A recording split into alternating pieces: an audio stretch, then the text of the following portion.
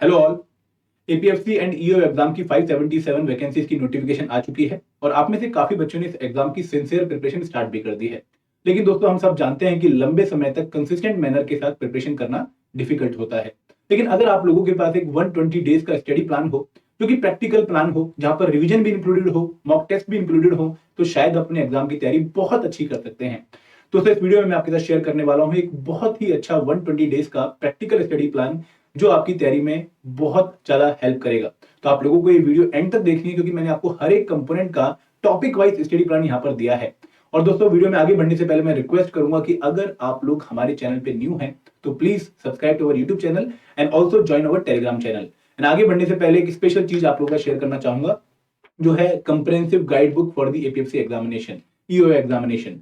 दोस्तों, इस guide book में आपको सारी इंफॉर्मेशन मिलने वाली है जिसके लिए आप काफी टाइम वेस्ट करते हैं यूट्यूब पर। फॉर एग्जाम्पल, आप लोगों को स्ट्रेटेजी पता करनी है, आप लोगों को सोर्सेज पता करने हैं, आपको ईपीएफओ के बारे में जानना है, आप लोगों को बुक लिस्ट पता करनी है, आप लोगों को माइक्रो टॉपिक्स पता करने हैं, वो सारी की सारी बातें आपको सिंगल प्लेस पे मिलने वाली हैं।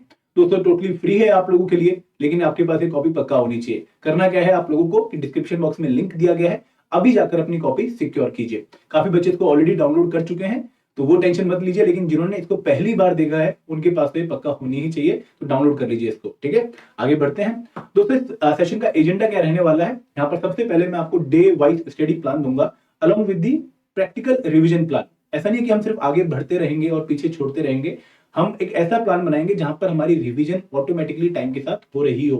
Then we will talk about the exam focused study. इसका मतलब क्या है कि एग्जाम के हिसाब से किस कंपोनेंट को हमें कितना टाइम देना है, उस कंपोनेंट की वेटेज के हिसाब से उसको हमें कितनी यूटिलिटी देनी है, ये हम डिस्कस करेंगे। And last but not the least, कि आपको सेल्फ असेस कैसे करना है। देखिए, क्या होता है कि कई बार हमारे पास मेंटर नहीं होता है, कई बार हमारे पास गाइडेंस नहीं होती है, तो we have to be our self evaluator. तो ये सेल्फ असेसमेंट का प्रोसेस किस तरीके से चलेगा, वो भी मैं आपको बताऊंगा। और यहाँ पर इस प्लान को शेयर करने से पहले मैं आप लोगों के कुछ और की पॉइंट्स शेयर करना चाहूंगा कि वेदर टू मेक नोट्स। ये आप लोगों के दिमाग में पक्का एक क्वेश्चन आएगा कि सर, क्या हमें नोट्स बनाने हैं। देखिए, नोट्स बनाने जरूरी होते हैं, क्योंकि आप जब लास्ट मिनट में एग्जाम हॉल में घुसने वाले होते हैं, उससे पहले जब आप रिवीजन करते हैं तो आप बुक्स नहीं उठाएंगे रिवीजन के लिए, आप लक्ष्मीकांत नहीं उठाएंगे पॉलिटी की रिवीजन के लिए, या फिर एनसीईआरटी नहीं उठाएंगे अकाउंटेंसी की रिवीजन के लिए। उस टाइम पर आपके पास 2 या 3 पेज होने चाहिए जिनको आप फाइनली रिवाइज कर पाओ। दोस्तों, नोट्स बनाने हैं, लेकिन बहुत बल्कि नोट्स नहीं बनाने हैं, क्योंकि यहाँ पर जो पेपर है वो ऑब्जेक्टिव पेपर है, कोई मेंस एग्जामिनेशन नहीं है। तो आप लोग अगर फैक्चुअल इन्फॉर्मेशन के नोट्स बनाओ तो ज्यादा बेटर रहेगा। और अगर आप लोग एक स्टैंडर्ड जो सोर्स है, जैसे मान लो अगर आप लोगों ने हमारा कोर्स ले रखा है, तो वहां पर हमने हर सब्जेक्ट के आपको नोट्स प्रोवाइड किए हैं, तो उन नोट्स में आप और पॉइंट्स ऐड करते जाइए, और लास्ट मिनट जो रिवीजन के नोट्स होंगे वो हमारे सिंगल नोट्स होंगे। मतलब आप एक ऐसी कॉपी बना लीजिए या एक ऐसा सेट ऑफ नोट्स बना लीजिए जो आपके अल्टीमेट नोट्स हो। सारी इंफॉर्मेशन जो आप कभी भी पढ़ोगे अगले 4 महीनों में, वो उन नोट्स में हो। ठीक है। देन नेक्स्ट क्वेश्चन आता है कि लेवल ऑफ द एग्जाम। दोस्तों, ईओ और एपीएफसी एग्जामिनेशन दोनों ही यूपीएससी द्वारा कंडक्ट करवाए जाते हैं, और आप लोग जानते हैं कि यूपीएससी के एग्जाम्स आसान नहीं होते हैं। ठीक है, तो ये दोनों ही एग्जाम इजी नहीं है, मॉडरेट टू टफ लेवल की कैटेगरी में आएंगे। लेकिन दोस्तों, जो कंपटीशन है हाई बहुत ज्यादा इस टाइम पर, वो इस एग्जाम को और टफ बना देता है। मतलब ऐसा नहीं है कि एग्जाम बहुत ज्यादा टफ है, एग्जाम का लेवल मॉडरेट रहेगा as compare to UPSC prelims examination, लेकिन बहुत ज्यादा कंपटीशन होने की वजह से आपको कट ऑफ हायर देखने को मिलेंगे। ठीक है। Then syllabus and PYQs. दोस्तों, अगेन देखो, ये हमारी गाइडिंग लाइट है। अगर सिलेबस हमें बताएगा कि हमें कितना करना है, तो पीवाईक्यूज हमें बताएंगे कि हमें कितनी डेप्थ में करना है, कितना हमें इन्वेस्ट करना है टाइम किसी पर्टिकुलर एरिया पर। तो ये आपको अगेन अपने सामने रखने हैं, और हम कोशिश करेंगे कि आप हर सब्जेक्ट को कवर होने के बाद पीवाईक्यूज पक्का रिवाइज करिए। ठीक है, जैसे हमारे अगर आप कोर्स में जाएं तो हमने पीवाईक्यूज को अलग से कवर कर रखा है, we are providing with solve PYQs. ठीक है। Then last but not the least, do you need books if studying from EduTap course. दोस्तों, this is a wonderful question and I would like to say you very proudly that अगर आप लोग हमारे courses से पढ़ रहे हैं different components, you need not to book any other book. ठीक है, आपको एनसीईआरटी फॉलो करने की जरूरत नहीं है, आपको रेफरेंस बुक फॉलो करने की जरूरत नहीं है। हमने बहुत अच्छे तरीके से इन सभी बुक्स को कवर करके अपने नोट्स प्रिपेयर किए हैं, तो आपको जो बेस्ट ऑफ ऑल है वो हमारे नोट्स में देखने को मिलेगा, and you can trust those notes. ठीक है, you can trust our course. आगे बढ़ते हैं। अब दोस्तों, शुरुआत करते हैं प्लान की। देखिए, यहाँ पर जो वर्किंग प्रोफेशनल है उनके लिए 4 to 5 hours on a daily basis देना पड़ेगा। इतना तो मिनिमम टाइम आपको अब चाहिए, क्योंकि ज्यादा टाइम भी नहीं है आपके पास एग्जामिनेशन से पहले, तो इतना टाइम तो मस्ट है। और जो फुल टाइम प्रिपरेशन कर रहे हैं उनको 6 से 7 घंटे देने पड़ेंगे। अब जो वर्किंग प्रोफेशनल है वो ऐसा नहीं कि एक ही टाइम पर 4-5 घंटे देंगे, they have to divide their time. तो आप एक शिफ्ट मॉर्निंग शिफ्ट में लगाइए और एक शिफ्ट इवनिंग शिफ्ट में लगाइए। मॉर्निंग 6 to 8:30 या फिर 5 to 7:30 या फिर 4:30 to 7, जो भी आपका टाइम लगता है वो आपको डिवोट करना है। एंड इवनिंग 8 to 10, अगेन आप इसको चेंज कर सकते हैं, 9 to 11:30 कर सकते हैं, depending on your work profile. और जो फुल टाइम वाले हैं उनको morning shift 9 to 12 and evening shift 3 to 6 देनी है। दोस्तों again why I am saying कि 3 घंटे या 2.5 घंटे बैठना ही बैठना है, क्योंकि this is the minimum time जहां पर आप कुछ considerable portion of syllabus cover करते हो। मतलब अगर हम 1 घंटे बैठ के पढ़ के चले जाएं तो शायद हम उतना सफिशिएंट ना कवर कर पाए, हमें अगली बार फिर दोबारा से स्क्रैच से स्टार्ट करना पड़े। लेकिन 2.5 या 3 घंटे में हमारी एक वीडियो, हमारा एक टॉपिक अच्छे से कवर हो जाता है, हमारा एक चैप्टर अच्छे से कवर हो जाता है। तो this is the minimum time. आगे बढ़ते हैं, अब बात करते हैं 120 डेज स्टडी प्लान की। दोस्तों जो 120 डेज स्टडी प्लान में आप लोगों से शेयर कर रहा हूं, यहाँ पर हम एक टाइम पर 2 कंपोनेंट लेकर चलेंगे। मतलब ऐसा नहीं है कि एक दिन में हम एक ही कंपोनेंट पढ़ेंगे। We will start with 2 components at a time. देखिए यहाँ पर मैंने कंपोनेंट्स लिखे हुए हैं, यू कैन वेरी, जो कंपोनेंट्स की लिस्ट है तो वेरी कर सकते हो अपने हिसाब से, लेकिन टाइम ड्यूरेशन जो मैं यहाँ पर दे रहा हूँ एक पर्टिकुलर कंपोनेंट की, वो आपको सेम रखनी है। तो मेरे हिसाब से जो सबसे इंपॉर्टेंट कंपोनेंट्स है उनसे शुरू करते हैं। तो general mental ability is one of the most important component for both this examination, you all know, सबसे ज्यादा वेटेज है इस पर्टिकुलर कंपोनेंट की। And then accountancy, auditing and insurance आप लोगों के लिए न्यू है, तो यहाँ पर कुछ पोर्शन आपका रिवाइज हो रहा है और कुछ नया पोर्शन आप कवर कर रहे हैं। समझ रहे आप मेरी बात? ऐसा नहीं हो रहा कि आप सिर्फ पुराना जो आपने पढ़ा हुआ है उसी को रिवाइज करोगे, आप कुछ नया भी कवर करोगे, तो आपको फीलिंग आएगी कि मैं फॉरवर्ड डायरेक्शन में भी हूँ और पुराने वाला जो सिलेबस जो मैंने कवर कर रखा है या फिर मैथ में थोड़ी सी मेरी कमांड है उसको मैं और स्ट्रॉन्ग कर रहा हूँ। तो we are balancing those part. Then we will start with general English, the second most important component in terms of weightage. And यहाँ पर अगेन एक नया subject IR and labour law. Then we will start with Indian economy, काफी question आए थे last time. Then social security this side. तो आपके new जो 3 पोर्शन थे जो आप लोगों को सबसे ज्यादा हॉन्ट कर रहे हैं, वो आप लोग कवर कर लोगे 70 डेज में, and that will boost your confidence. आपको लगेगा कि हाँ यार, जो मेन पोर्शन था जिसमें बाकी बच्चे भी मुझसे लैग करने वाले हैं वो मेरा कवर हो गया है। Then start with those component जो आपने बहुत अच्छे से पढ़ लिए थे या फिर किसी और एग्जाम के लिए पढ़ रहे हो। For example governance and constitution of India, Indian culture, heritage and freedom movement. Then basics of computer application, stat, general science, population development, globalisation, थोड़े कम वेटेज वाले लेकिन इंपॉर्टेंट कंपोनेंट। तो यहाँ पर जो बिगिनर है उसको ध्यान रखना है कि उसको भी यही शेड्यूल फॉलो करना है, लेकिन हाई इंटेंसिटी के साथ। उसके लिए जो 6 घंटे हैं वो 8 घंटे हो जाएंगे, ठीक है। तो यहाँ पर बिगिनर के लिए भी यही शेड्यूल होने वाला है। 120 डेज आपके लिए मोर देन इनफ है। अगर आप 8 घंटे डेली पढ़ लेते हैं, मुझे लगता है कि आराम से कवर हो जाएगा सिलेबस, लेकिन इंटेंसिटी हाई रखनी है, ठीक है। और आपको थोड़ा सा पढ़ते टाइम कंसंट्रेशन ज्यादा रखनी है। और एक और बात मैं यहाँ पे कहूंगा कि जो बिगिनर है उसको जब वो पढ़ रहा है, जैसे मान लो आप 3 घंटे पढ़ रहे हो, तो 2.5 घंटे पढ़ने के बाद जो उसने आधे घंटा लास्ट का है, 3 घंटे से पहले आधा घंटा, वो उसको यूज करना है 2.5 घंटे में जो पढ़ा उसको रिवाइज करने के लिए। तो बिगिनर को 2 बार रीडिंग करनी है सेम टॉपिक की, ठीक है। और जो करंट अफेयर है दोस्तों, करंट अफेयर आपके डेली चलेंगे, इसके लिए आपको अलग से 1 या 1.5 घंटा निकालना पड़ेगा। जो वर्किंग प्रोफेशनल है वो अपनी जॉब के टाइम पर टाइम निकालिए, 15 मिनट की ब्रेक होती है, 20 मिनट की ब्रेक होती है, लंच ब्रेक होती है, वहां पर करंट अफेयर पढ़िए, कोई वीडियो देख लीजिए करंट अफेयर की, कोई मैगजीन फॉलो कर लीजिए, न्यूज़पेपर रीडिंग कर लीजिए। और जो फुल टाइम प्रिपरेशन कर रहे हैं उनको सुबह उठ के तो करंट अफेयर अपनी चाय का हिस्सा बनाना ही बनाना है, ठीक है। तो ये आपका ओवरऑल स्टडी प्लान है। अब हम अंदर घुसते हैं, ठीक है। दोस्तों डे 1 to 25 हमारे कंपोनेंट क्या है मॉर्निंग शिफ्ट में? Numerical ability.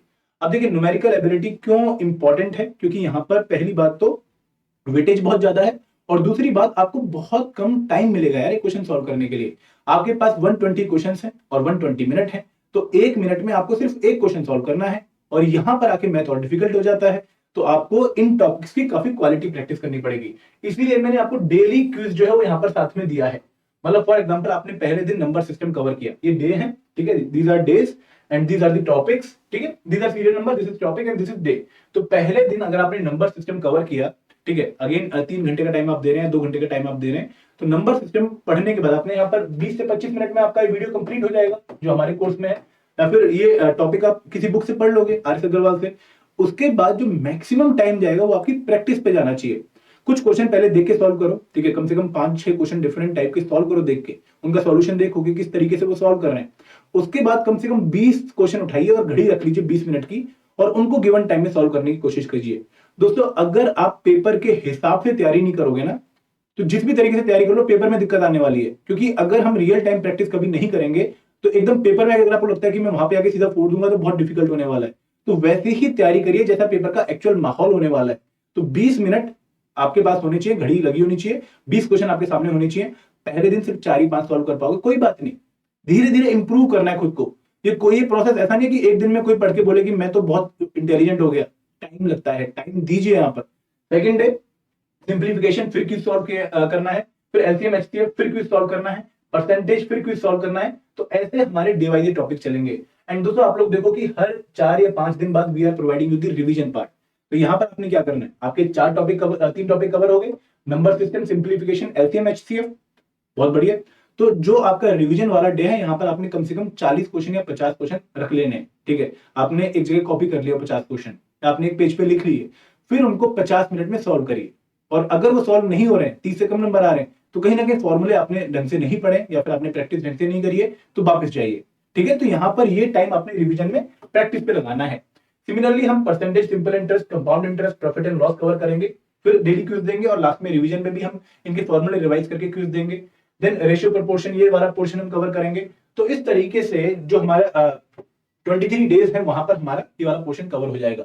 और दोस्तों जैसे ही आपका ये पोर्शन कवर होता है, आपको एक फुल लेंथ मॉक टेस्ट देना है for the entire quant part, for entire general mental ability.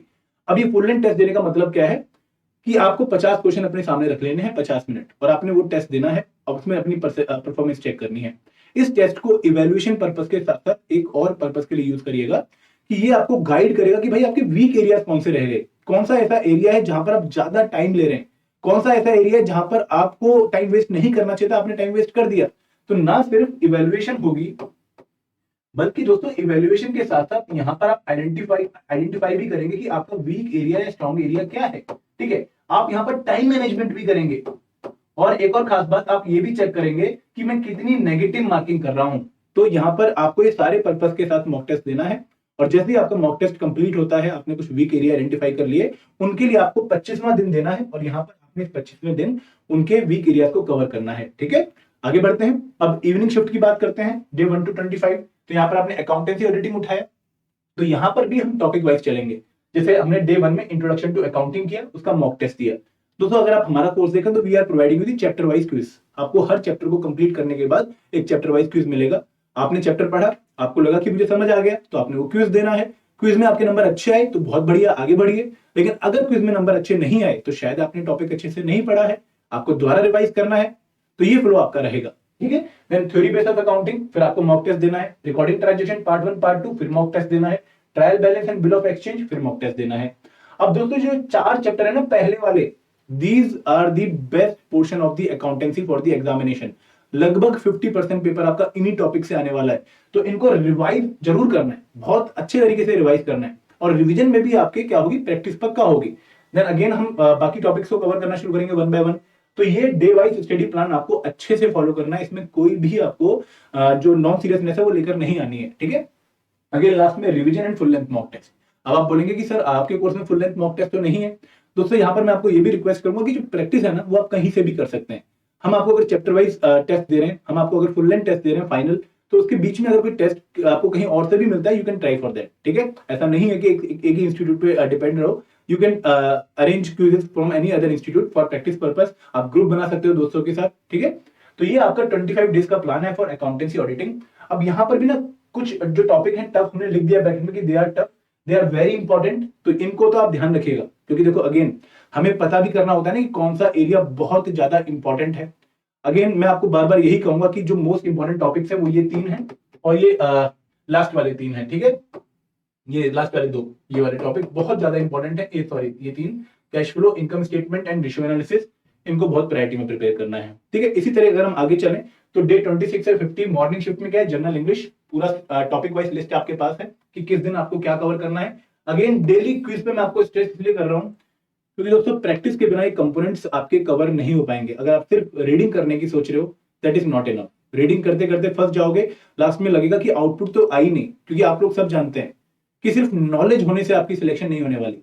Knowledge को अगर आप मार्क्स में कन्वर्ट करना चाहते हैं तो आपको एप्लीकेशन आनी चाहिए, और एप्लीकेशन आने के लिए आपको एमसीक्यू सॉल्व करने पड़ेंगे, ठीक है।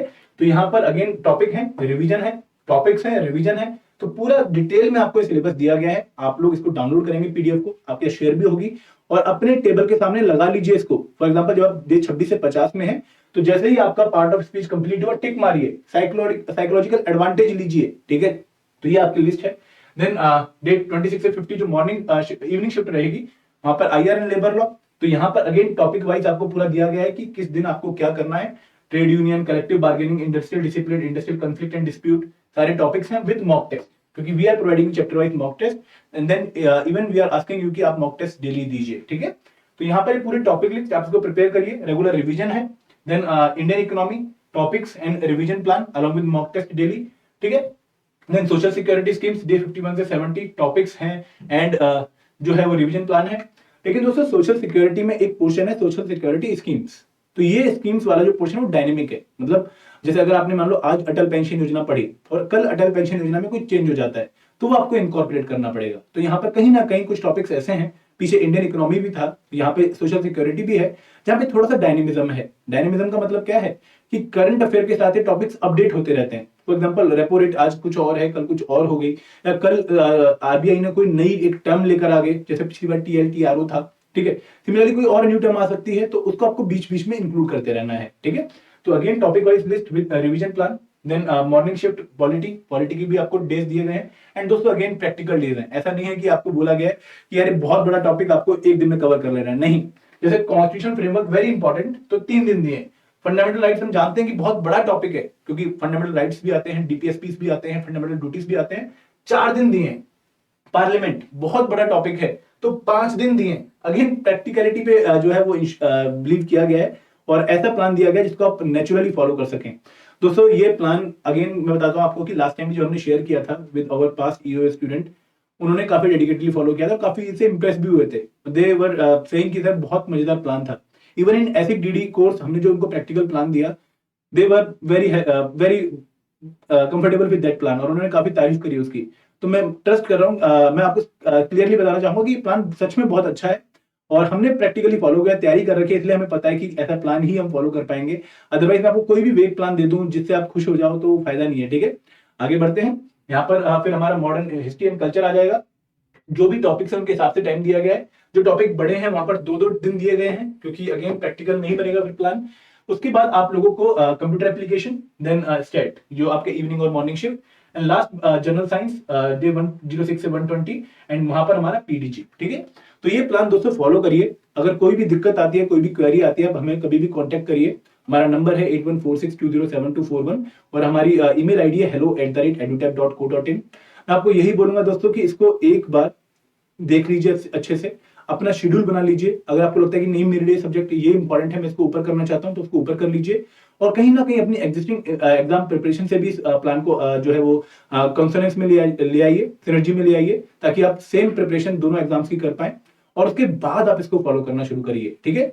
तो ये प्लान आई होप आप लोग सब फॉलो करेंगे, इसको इंश्योर करेंगे। अगर कोई डाउट है, कोई भी क्वेरी है, तो कमेंट सेक्शन आप लोगों के पास है।